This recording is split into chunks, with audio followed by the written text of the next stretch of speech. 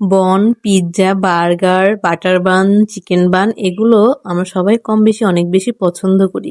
বাচ্চাদের কথা তো বলার বাইরে, তারা তো অনেক বেশি পছন্দ করে। আমার বাচ্চাদেরও আমি সব সময়ের জন্য বাসায় তৈরি করে দেই।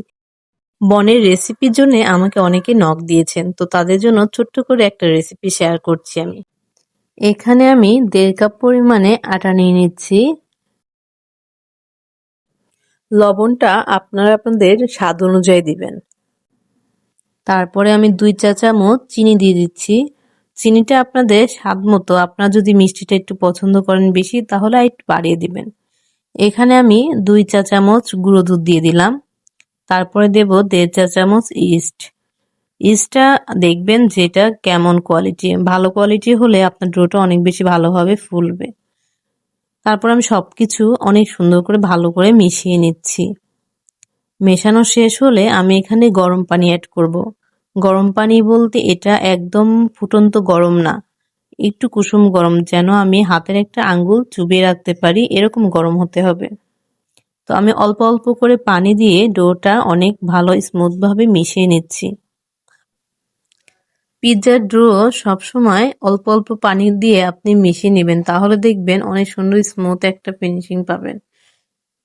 তারপরে আমি একটু করে আমাদের রান্নার যে রেগুলার সয়াবিন তেল আছে সেটা আমি দিয়ে আবার একটু মথে নিব।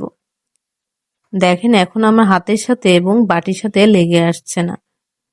এরপর আমি আবারও একটু তেল দিয়ে মিশিয়ে নেব। মাখানো শেষ হলে উপর থেকে সুন্দর করে সমান করে আমি হালকা তেল ব্রাশ করে নিয়ে একটা ঢাকনা দিয়ে একটা গরম জায়গায় ঢেকে রাখবো 1.5 ঘন্টার জন্য। 1.5 ঘন্টা পরে আমাদের ডোটা দেখেন ফুলে ডাবল হয়ে গেছে। তারপরে আমি ডোয়ের ভেতর থেকে বাষ্পগুলো বের করে দিব। এক্ষেত্রে হাত দিয়ে আমি বারবার মথে নিলেই বাষ্পগুলো বের হয়ে যাবে। তারপর আমি সমান করে কেটে নিয়ে ছোট ছোট করে বনের শেপে আমি বাটিতে বসিয়ে ওপর থেকে ডিমের কুসুম ব্রাশ করে নিয়েছি এবং সাদা 10 মিনিটের জন্য আমি ঢেকে রেখে তারপর মাইক্রোওভেন প্রিহিট করে নিয়ে 200 ডিগ্রি সেলসিয়াসে 15 মিনিট বেক করে নিয়েছি।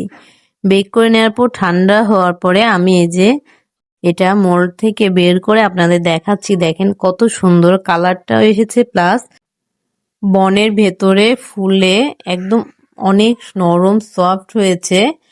আপনারা চাইলে আমার রেসিপিটা ফলো করে বাসায় এভাবে বন তৈরি করতে পারেন।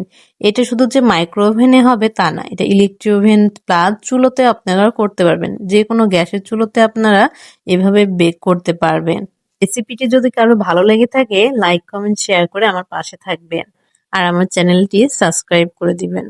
সবাইকে অসংখ্য ধন্যবাদ। আল্লাহ হাফেজ।